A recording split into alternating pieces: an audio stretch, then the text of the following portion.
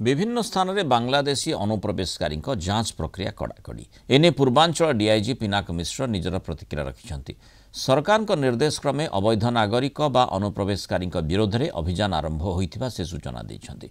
निर्दिष्ट गाइडलाइन अनुसार जिला प्रशासन और पुलिस प्रशासन पक्षर संदेहपूर्ण अंचल जनबसति गुड़िक कार्यानुष्ठान जारी रही।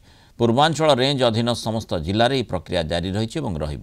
संदेहास्पद अंचल में संदेह होता व्यक्ति विशेष मानू जांच करा जाउछि। किछि संदेहजनक सूचना नजर को आसिले आईन अनुजाई कार्यानुष्ठान हेबो। मेराइन थाना मानक आहुरी क्रियाशील करा जाइछि। कोस्टगार्ड और मेराइन थाना को नहीं राज्यस्तरीय बैठक करा जिवा सह एसबु उपरे नजर रखा जाउछि।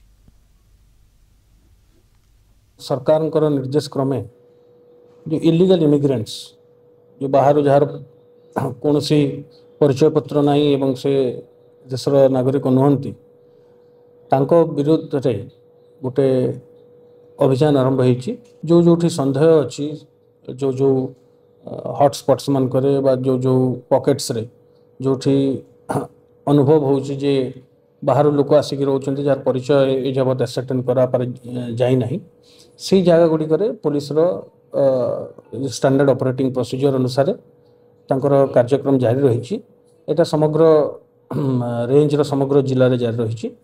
आगामी दिन मानकर मध्य जारी रहिबो। वेरिफिकेशन होउची सेटा प्रत्येक दिन मॉनिटर करछु। जोटा संदेहास्पद अछि जोटा संदेह घेर आछंती ताकू मु जेहेतु आपन कहली गोटे स्टैंडर्ड ऑपरेटिंग प्रोसीजर थाए जे गोटे जन को एसेटन करिया पई सेही प्रोसीजर फॉलो करा होची।